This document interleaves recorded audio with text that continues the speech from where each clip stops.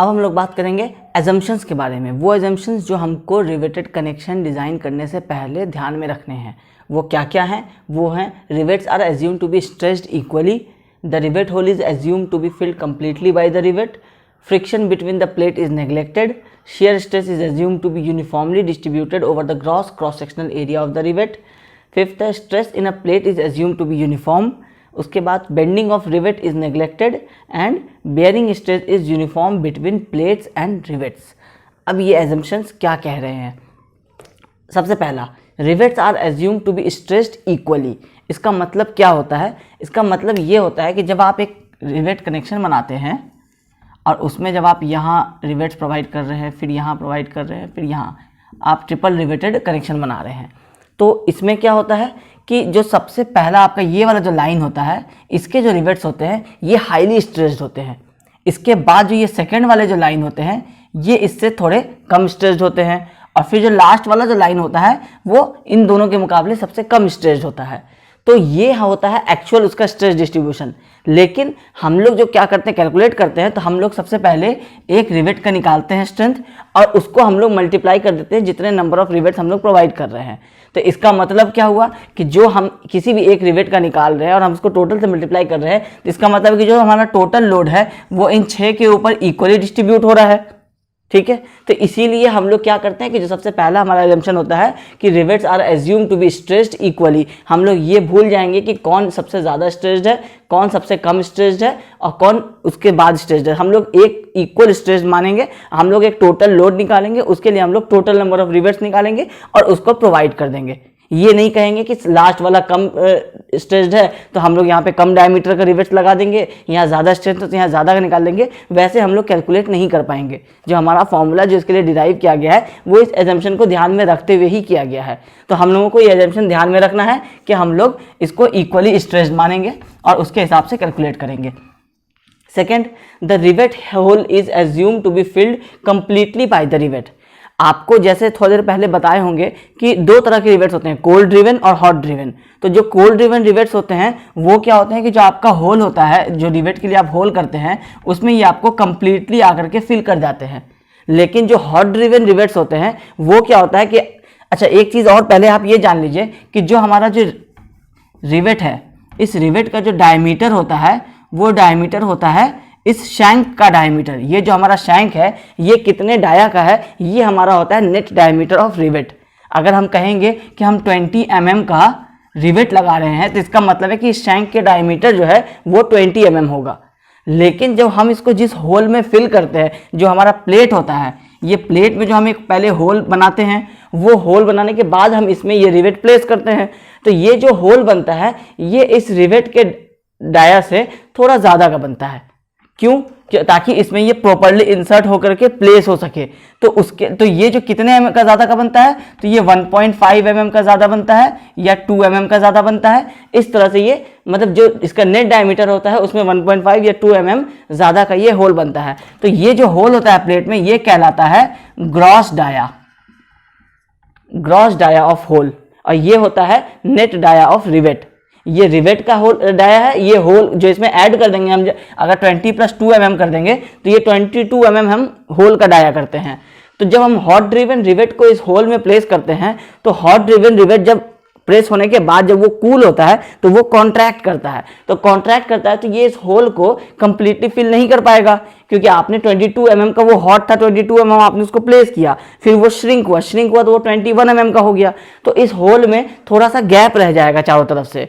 तो ये second number assumption हमें कहता है कि हम इस चीज़ को एज्यूम करके चलेंगे कि जो रिवेट है वो रिवेट होल को कंप्लीटली फिल कर रहा है। ये हमारा second assumption. Third assumption, friction between the plates is neglected. क्यों नेग्लेक्ट करेंगे?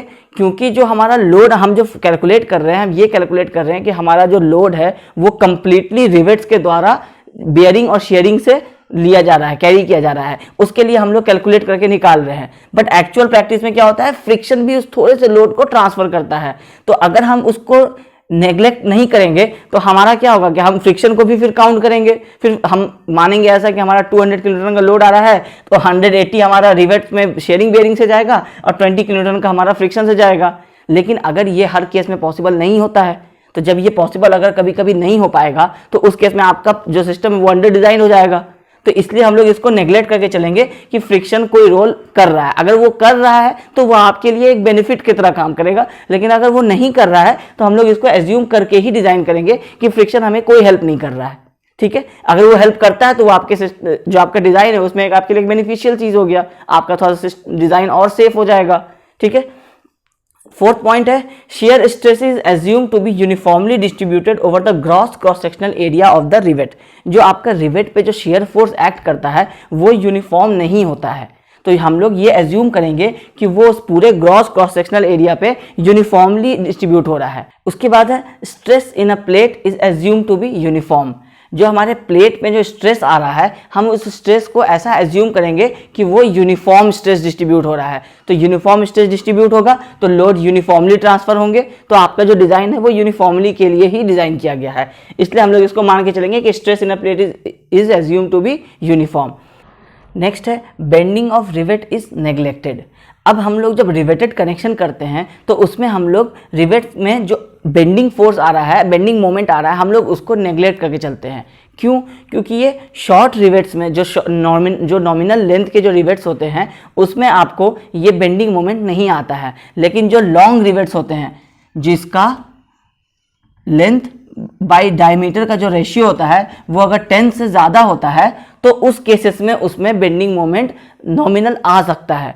तो उसको हम लोग अभी इग्नोर करके चलेंगे कि हम लोग एक्स्ट्रा लॉन्ग रिवेट्स नहीं डिज़ाइन कर रहे हैं, हम लोग रिवेट्स वैसा डिज़ाइन कर रहे हैं जिसका ये शैंक लेंथ बाई जो इसका डायमीटर है L/D ये हमारा 10 से लेस है। हम लोग ये एज्यूम करके चल रहे हैं, हम लोग इसी रिवेट कनेक्शन को डिज़ाइन कर रहे हैं, इसलिए हम लोग इसमें सिर्फ शेयरिंग, बियरिंग और टेयरिंग चेक करेंगे, बेंडिंग चेक नहीं करेंगे। तो हम लोगों को ये एज्यूम करके चलना है कि bending of rivet is neglected. ये हमारा सिक्स्थ एजम्पशन। इसके बाद लास्ट एजम्पशन है bearing stress is uniform between plates and rivets.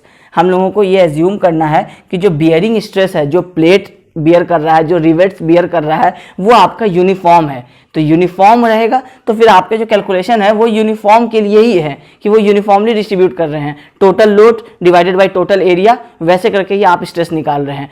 तो ये आपका एजम्पशन है, इसीलिए आपको ये एज्यूम करना होगा कि ये यूनिफॉर्म है। ठीक है, तो आपके ये टोटल 7 एजम्पशंस हैं जो आपको याद रखने हैं कि ये सारे एजम्पशन आपको न्यूमेरिकल करते समय ये ध्यान में कभी कभी आता है कि जो हमारा पहला वाला है उसमें ज़्यादा फोर्स हो रहा होगा, सेकंड वाले में कम फोर्स हो रहा होगा। तो वो सारे ये एजम्पशन इसलिए बताए गए हैं क्योंकि उन चीज़ों को ध्यान में नहीं रखना है, वो उनको एज्यूम करके चलना है कि वो उस तरह से नहीं हो रहा है, तब आपका जो कैलकुलेशन है वो वैसे भी सेफ डिज़ाइन ही होगा। तो ये एजम्पशंस उसी वजह से आपको ध्यान में रखने हैं। अब हम रिवेटेड कनेक्शन के थ्योरेटिकल पोर्शन को ख़त्म करके न्यूमेरिकल पोर्शन की तरफ बढ़ेंगे।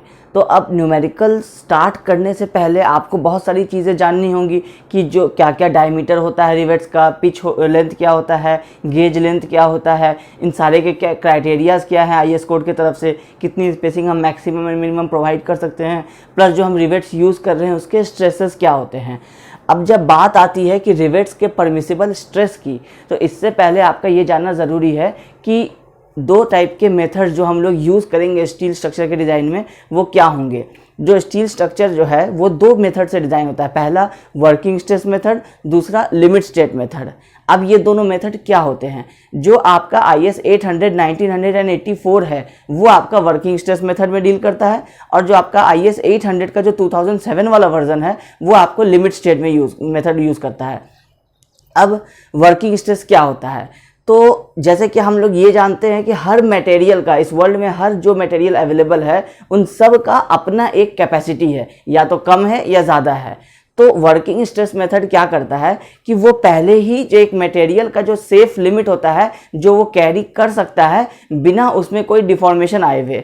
आपने पढ़ा होगा elastic analysis and plastic analysis के बारे में, जब आप शेयर स्ट्रेस स्ट्रेन कर्व पढ़ रहे होंगे तो उसमें आपने पढ़ा होगा कि जहां तक आपको हुक्स लॉ फॉलो होता है वहां तक आपको इलास्टिक जोन होता है, और उसके बाद वाला जो पोर्शन होता है वो प्लास्टिक जोन होता है।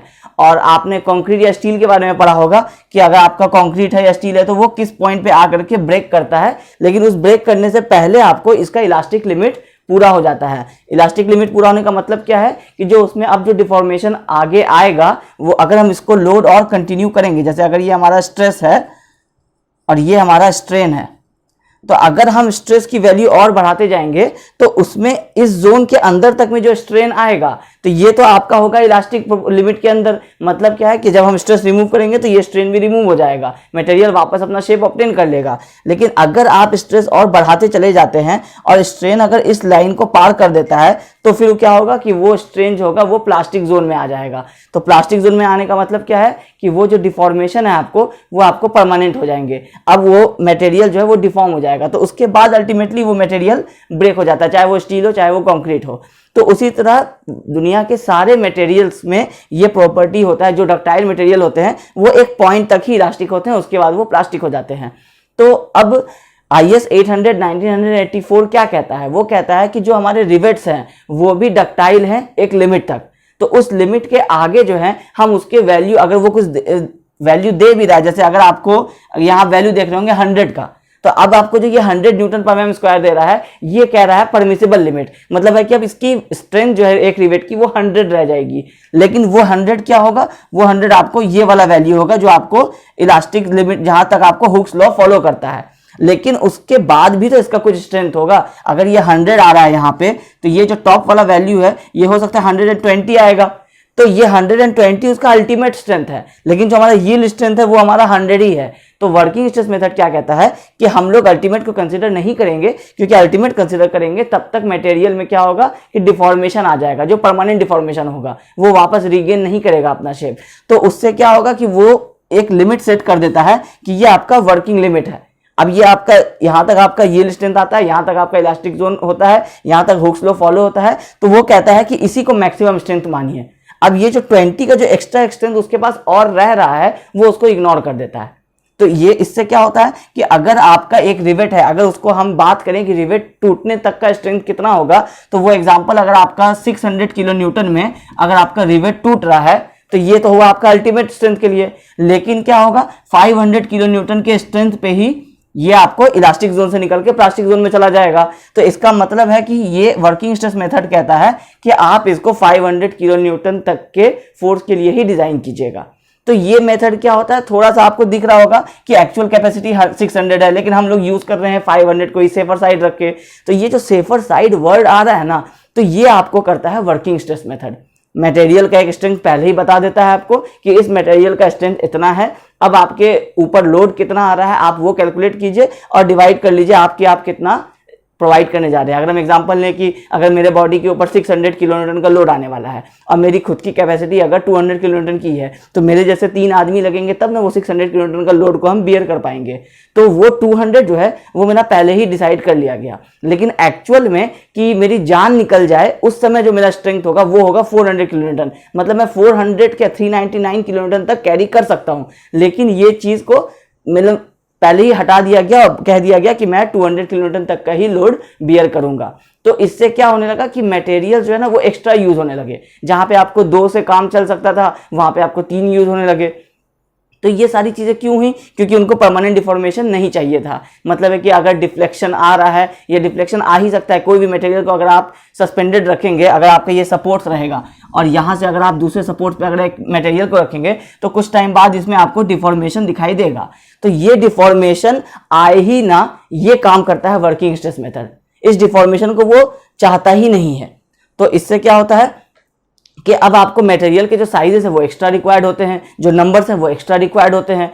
तो ये चीजें होती है आपको वर्किंग स्ट्रेस मेथड में। जब हम लिमिट स्टेट मेथड की बात करेंगे तो लिमिट स्टेट मेथड क्या कहता है कि कोई भी मटेरियल है तो वो डिफॉर्म तो करेगा ही। तो उसके डिफॉर्म करने की उसने क्या किया कि एक लिमिट सेट कर दिया कि ठीक है, अगर वो मटेरियल डिफॉर्म करता है, अगर हम स्टील की बात करें तो स्टील का एक्चुअल स्ट्रेंथ अगर 600 किलो न्यूटन है और वर्किंग स्ट्रेस उसको 500 मान रहा था, तो ये लिमिट स्टेट मेथड क्या करने लगा कि 600 को ही यूज करने लगा। अब जब 600 किलो न्यूटन उसका एक्चुअल स्ट्रेंथ यूज कर रहा है तो इसका मतलब है कि जब 600 न्यूटन उसके ऊपर हम अप्लाई करेंगे तो मटेरियल बेंड होगा। तो वो कह रहा है कि ठीक है, बेंडिंग को भी अप्रूव किया जाएगा, लेकिन उसका एक लिमिट होना चाहिए। तो उन्होंने क्या किया कि ये डिफ्लेक्शन वगैरह के एक लिमिट सेट कर दिए कि मटेरियल का मैक्सिमम स्ट्रेंथ यूज करेंगे, उसमें जो डिफ्लेक्शन आएगा उसको कंसिडर करेंगे, लेकिन अगर वो डिफ्लेक्शन उसके परमिसिबल लिमिट से ज्यादा हो जाएगा तब फिर हम लोग वो मटेरियल यूज नहीं करेंगे। तो ये जो डिफ्लेक्शन को अलाउ किया गया और उसके लिए आपको जो मैक्सिमम स्ट्रेंथ को यूज कर लिया गया, तो ये हुआ आपको लेटेस्ट जो अभी चल रहा है जो है लिमिट स्टेट मेथड। तो लिमिट स्टेट मेथड क्या करता है कि आपको मटेरियल के फुल स्ट्रेंथ को काउंटर करता है। तो अभी फिलहाल हम लोग अगर सिलेबस के हिसाब से बात करें तो हम लोग वर्किंग स्ट्रेस पे ही बात करेंगे, क्योंकि वर्किंग स्ट्रेस मेथड से ही हम लोगों को स्टील स्ट्रक्चर इंडिया में मैक्सिमम डिजाइन होते हैं। लिमिट स्टेट मेथड से भी डिजाइन होते हैं बट वो बहुत कम डिजाइन होते हैं। तो अब परमिसिबल स्ट्रेस इन रिवेट्स, मतलब रिवेट्स के परमिसिबल स्ट्रेस क्या क्या हैं। तो अब आप देख रहे होंगे कि आपको यहाँ पे 3 तरह के फोर्सेस बताए गए हैं। लास्ट क्लास में आपको याद होगा कि हम लोगों ने फेलियर मोड्स डिस्कस किया था, जिसमें 6 टाइप्स ऑफ फेलियर मोड थे, 2 रिवेट के और 4 प्लेट के। रिवेट्स के थे आपको शेयरिंग एंड बियरिंग, ये 2 मोड्स में रिवेट फेल हो सकता था। और प्लेट्स के आपको 4 मोड्स थे, जिसमें sharing of plates, bearing of plates, tearing of plates और चौथा था आपको स्प्लिटिंग ऑफ प्लेट्स। तो जिसमें से हमारा जो 3 मोड ऑफ फेलियर था, splitting of plates, bearing of plates and shearing of plates, ये तीनों जो है ये आपको proper pitch distance, gauge distance, end distance, edge distance, ये सारी चीजें अगर हम लोग कोड के बताए हुए स्पेसिफिकेशन के हिसाब से अगर प्रोवाइड करेंगे तो वो खत्म हो जाती है। ये हम लोग लास्ट क्लास में डिस्कस किए थे। तो रह जाते हैं ये 3 टाइप्स ऑफ फेलियर। अब इन 3 टाइप्स ऑफ फेलियर के लिए आपको चेक करना है कि जो आप कनेक्शन लगाने वाले हैं रिवेट्स को यूज करके वो सेफ है कि नहीं है। तो कोड क्या कहता है कि कोड कहता है कि अगर आप टेंशन फोर्स की बात करेंगे, अगर आप टेंशन फोर्स के लिए कैलकुलेट करना चाह रहे हैं, तो उस समय जो आपके रिवेट्स का स्ट्रेंथ हो जाएगा वो हो जाएगा 100 पावर ड्रिवन के केस में, 80 हैंड ड्रिवन के केस में। अब ये पावर ड्रिवन और हैंड ड्रिवन क्या क्या है। तो रिवेट्स जो होते हैं ना वो 2 जगह पे इंस्टॉल किए जाते हैं। पहला जो आपको वर्कशॉप्स में और दूसरा आपको साइट्स पे। तो जो आप वर्कशॉप में जब आप उसको ड्राइव करते हैं आप रिवेट्स को अपने मेंबर्स में, कनेक्शंस में, तो वर्कशॉप में आपको 2 तरह से आपको रिवेट्स जो है वो ड्राइव किए जाते हैं। पहला आपको पावर ड्रिवन, जिसमें आप मशीन्स का यूज करते हैं ताकि वो एक्यूरेटली बिल्कुल आपको कनेक्शन टाइट रहे। और दूसरा आपका हैंड ड्रिवन, जब आप लेबर्स की मदद से जब आप उसको वो हॉट करके जब आप रिवेट्स को पुट करते हैं और फिर एक तरफ से हैमर प्लेस करके दूसरी तरफ से आप उसको ठोकते हैं, तो वो वाला मेथड कहलाता है हैंड ड्रिवन। तो जब हम एक्सियल टेंशन की बात करेंगे तो उस समय आपका जो एक रिवेट्स का जो स्ट्रेंथ हो जाएगा वो हो जाएगा आपको 100 न्यूटन पर mm स्क्वायर।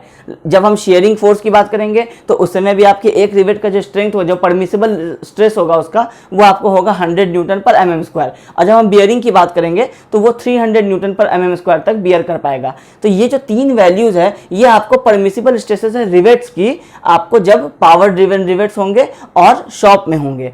अब पावर ड्रिवन और शॉप रिवेट्स ये चीजें क्या होती है। तो रिवेट्स जो है वो आपको साइड पे एक्चुअल रिवेट्स जो है वो आपको 2 तरह से इंस्टॉल हो सकते हैं। पहला जब आप वर्कशॉप में उसको इंस्टॉल करते हैं और फिर आप उसको साइट पे जाके सीधा प्लेस कर देते हैं, और दूसरा जब आप उसको साइट पे ही प्लेस करते हैं। बहुत जगह आपने देखा होगा कि साइट पे ही मटेरियल्स अवेलेबल किए जाते हैं और फिर उनको वहीं पे उनके कनेक्शंस बनाए जाते हैं, तो वो कहलाते हैं आपको फील्ड रिवेट्स। यहाँ आप देख पा रहे होंगे ये फील्ड रिवेट्स है। ये है जब आप साइट पे जाकर के 2 मेंबर्स को कनेक्ट करते हैं तो वो आपको फील्ड रिवेट्स कहलाते हैं। लेकिन जब आप वर्कशॉप में कनेक्ट करते हैं तो वो आपको कहलाते हैं शॉप रिवेट्स। ठीक है, तो वर्कशॉप में जब आप कनेक्ट करते हैं तो आपके पास 2 मेथड्स होते हैं। या तो आप मशीन्स की मदद से आप पावर ड्रिवन कर सकते हैं, या फिर आप मैनुअली लेबर्स की मदद से आप उसको हैंड ड्रिवन कर सकते हैं। तो आईएस कोड क्या कहता है कि आपको अगर आप शॉप रिवेट्स यूज करेंगे तो आपके पास 2 मेथड्स है, power driven and hand driven. तो दोनों केसेस के लिए कि अगर आप हैंड ड्रिवन करेंगे तो जो आपका एक रिवेट का जो स्ट्रेस होगा, परमिसिबल स्ट्रेस, जो उसकी मैक्सिमम कैरिंग कैपेसिटी होगी, वो आपको रिड्यूस हो जाएगी। जब आप पावर ड्रिवन का यूज करेंगे तो वो 100 होगा, लेकिन सेम रिवेट को अगर आप जब हाथ से इंस्टॉल करेंगे तो वो 80 हो जाएगा, मतलब 20% रिड्यूस हो जाएगा। सेम केस होगा शेयरिंग के साथ भी, 100 है 80 हो जाएगा, और सेम बियरिंग के साथ भी होगा, 300 है तो 250 हो जाएगा, जो कि अप्रॉक्स 80% है। तो आपको जब आप देख रहे होंगे, जब आप हैंड ड्रिवन करते हैं वर्कशॉप में, जब आप हाथ से अपने रिवेट्स को इंस्टॉल करेंगे तो आपका ये स्ट्रेंथ जो है ये आपको एक्चुअल पावर ड्रिवन केसेस से 20% रिड्यूस हो जाएगा। लेकिन जब आप फील्ड पे आएंगे और फील्ड पे आकर के आप उसको इंस्टॉल करेंगे तो उसमें जो एक्यूरेसी होता है, जो आपको वर्कशॉप में एक्यूरेसी होता है, उसमें आपको कंप्यूटर्स अवेलेबल होंगे, रोबोट्स अवेलेबल होंगे, मशीन्स अवेलेबल होंगे, तो उसकी जो एक्यूरेसी होगी वो तो सबसे ज्यादा होगी, ये तो अंडरस्टूड है। लेकिन उसके बाद जो एक्यूरेसी होगी वो होगी जब आप फील्ड पे इंस्टॉल करेंगे। फील्ड पे इंस्टॉल करेंगे तो वहां भी आपको इक्विपमेंट्स अवेलेबल होंगे, बस थोड़ा सा प्रिसीजन का कमी होता है। तो इसके लिए जो ये परमिसिबल लिमिट की वैल्यू देख रहे हैं आप लोग, ये आपको जो एक्चुअल पावर ड्रिवन केसेस के जो लिमिट था उससे 10% रिड्यूस हो जाता है। तो जब हम फील्ड रिवेट्स की बात करेंगे तो जो पावर ड्रिवन शॉप रिवेट्स होते हैं उसके कंपेरेटिवली ये 10% रिड्यूस होकर 100 से 90 हो जाता है, शेयरिंग में भी 100 से 90 हो जाता है और बियरिंग में 300 से 270 हो जाता है। अब ये चीजें क्या है, अब जैसे कि अभी हम लोग वर्किंग स्ट्रेस मेथड डिस्कस कर रहे थे, उसमें हम आपको क्या बता रहे थे कि आप जो भी मटेरियल यूज करने वाले हैं वो मटेरियल का जो भी साइज होगा वो मल्टीप्लाइड बाय जो उसका आपका एक्चुअल स्ट्रेंथ है। जो एक रिवेट का स्ट्रेंथ अगर हम बात कर रहे हैं तो हम एक रिवेट की एरिया की बात करेंगे और उसका एक रिवेट का स्ट्रेंथ हम लोग अगर मल्टीप्लाई कर देंगे तो वो टोटल उस रिवेट की कैपेसिटी होगी। अगर हम 20 mm की रिवेट की बात कर रहे हैं तो उसका एरिया मल्टीप्लाइड बाय जो भी स्ट्रेंथ होगा उसका। अगर हम 30 mm के रिवेट्स की बात कर रहे हैं तो उसका एरिया 20 mm से थोड़ा ज्यादा होगा। तो जब हम फॉर एग्जांपल अगर हम इस 100 को ही कंसिडर करके चलते हैं तो ये हमारा 100 का स्ट्रेंथ होगा और इसको जब हम मल्टीप्लाई कर देंगे π/4 इंटू 20 स्क्वायर से, अगर हम 20 mm का रिवेट यूज कर रहे हैं और अगर इसी 100 को हम मल्टीप्लाई कर देंगे π/4 इंटू 30 स्क्वायर से, तो ऑब्वियसली ये वाला जो वैल्यू होगा ये ज्यादा आएगा क्योंकि ये 30 स्क्वायर से मल्टीप्लाई हो रहा है। तो इसका मतलब क्या हुआ कि जो कैपेसिटी एक रिवेट की वो तो 100 ही है, लेकिन आप कितने mm के रिवेट्स यूज करते जाएंगे उसके हिसाब से इसकी स्ट्रेंथ जो है वो इंक्रीज होती चली जाएगी।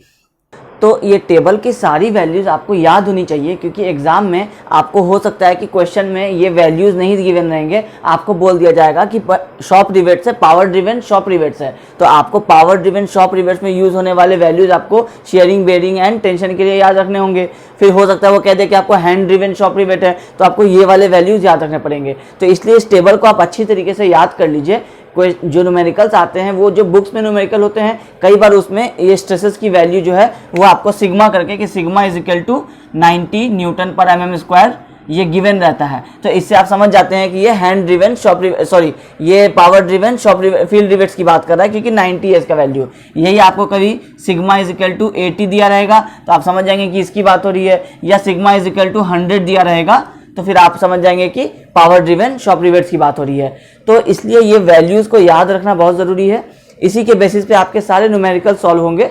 तो आज के वीडियो में हम लोग सिर्फ इतना ही रहने देते हैं। नेक्स्ट क्लास में हम लोग बात करेंगे कि आईएस कोड हमें क्या क्या स्पेसिफिकेशंस देता है, जो हमें डायमीटर कितना होना चाहिए कितने रिवेट्स के लिए, फिर हमारा पिच डिस्टेंस, गेज डिस्टेंस क्या होता है, कितना होता है, उसकी मैक्सिमम मिनिमम लिमिट कितनी है। फिर हम लोग जो न्यूमेरिकल्स में जो फॉर्मूला यूज करते हैं उन फॉर्मूले को हम लोग डिस्कस करेंगे और फिर हम लोग देखेंगे कि न्यूमेरिकल हम लोग किस तरह से सॉल्व करेंगे। फिर उसके नेक्स्ट क्लास जब होगा तो हम लोग उसमें बात करेंगे कि हम लोग पूरे न्यूमेरिकल्स को उसमें 1 घंटे सॉल्व करेंगे, तरह तरह के हम लोग न्यूमेरिकल्स को सॉल्व करेंगे ताकि आपको अंडरस्टैंडिंग और ज़्यादा अच्छी हो जाए। तो आज के वीडियो के लिए सिर्फ इतना ही। अगर यह वीडियो पसंद आया तो इस वीडियो को लाइक कीजिए। Thank you.